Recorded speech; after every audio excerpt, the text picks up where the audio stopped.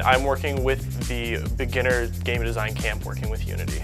Unity is a really powerful software that we use. It's a really powerful game engine. We're teaching them a lot of the game development fundamentals, things like how to work with the game engine, some basic programming, working as a team. At the end of the week, they're supposed to have a final project where they've used all of their knowledge of Unity and are able to put something together as a group.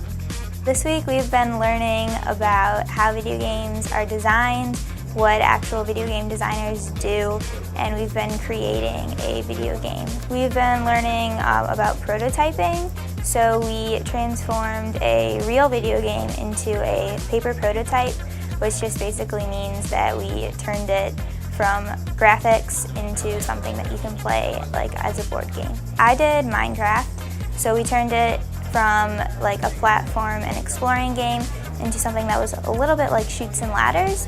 We're mostly trying to figure out how to put games together, get them to work, figure out the mechanics and things like that. Right now I'm working on level design. It's a lot of fun. We're trying to figure out how to make the most enjoyable experience for the player and kind of angle it towards their needs. So we're designing a racing game. The basic premise is that you want to drive through hoops and avoid obstacles like trees and rocks to get the best score on the clock. We designed some of the levels already. We have this huge canyon which you drive through, and the car is a little bit touchy still, but it's coming out all right. The game we're currently making is probably the most edgiest piece of meme culture, and it's got a lot of platforming and all sorts of good stuff. Definitely a work in progress, definitely made by amateurs, but it's a lot of fun to make. When you first get your hands on the game engine and you realize all the different things you can do with it, and you actually start to see the pieces you put in there come to life, it's a really exciting feeling, and I'm really glad to be able to kind of show them that at one of the lower levels possible.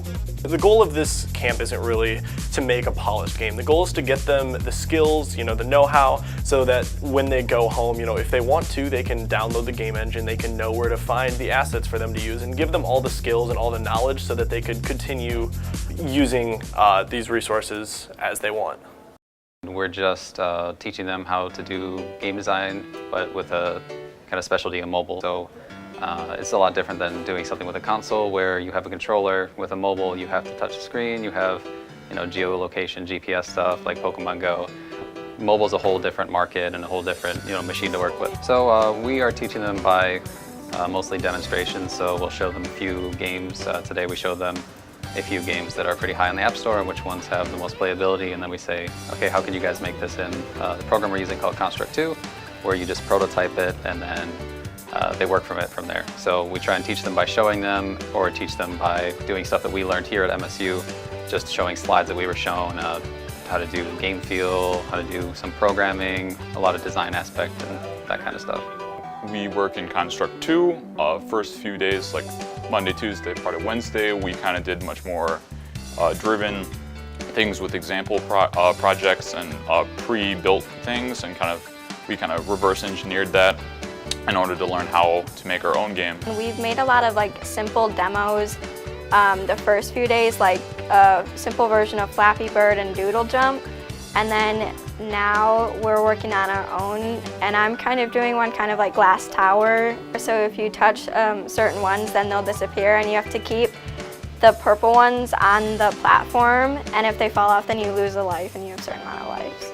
I'm working on a app I just call it Autogun. It's a mixture of an auto runner, so you just run and platform, do jumps and stuff, and defeating enemies along the way.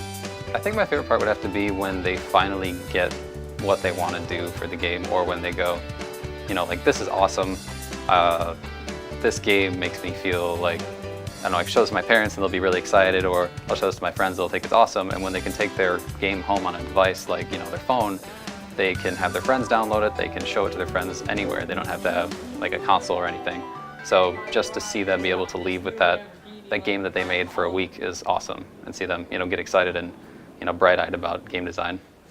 The title of the camp is 3D animation, but we actually do a lot more than just that. We also focus on making the 3D models and rigging them and adding color to them. So the program we're using is Maya, and in it, like I said, they can create 3D models and then from those 3D models they can create like a skeleton in which they can like move certain parts of the model, and then from that they can animate it and create like just fun little animations, just like jumping, running, that sort of thing.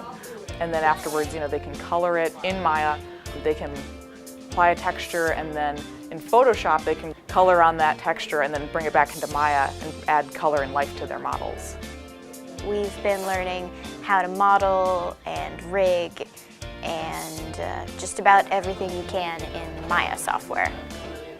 My favorite part has been learning what everything does in Maya, so I'll be able to make things at home, and finding out that I can actually download it at home with an educational license.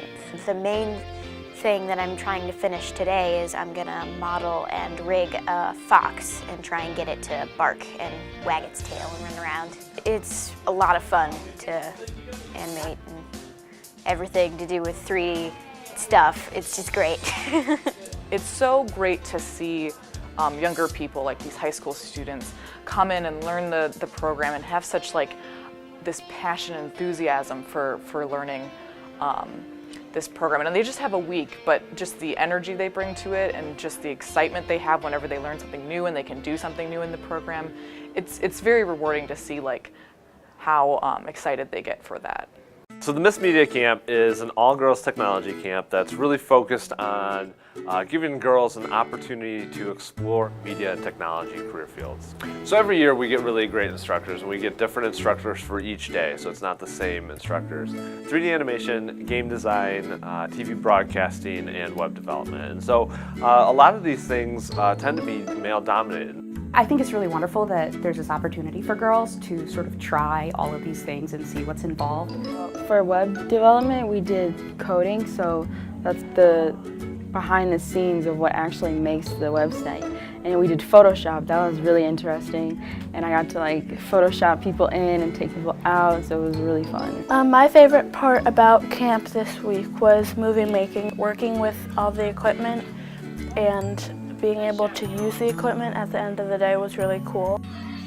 J2, Mike and Q host for anyone. I learned just because you're a woman doesn't mean you can't do what men do. There's nothing even remotely slightly gendered about computers and about technology. So like having this kind of camp really kind of gives girls an environment where they're not feeling isolated, where they meet other girls that are like them, where they can see that this is just a fun thing that anybody can do, and they don't need to feel intimidated by being surrounded by people who might not think that they're capable. So I think that this is a wonderful opportunity to sort of break down some of the barriers and sort of like patch up some of the leaky pipeline into the technology field.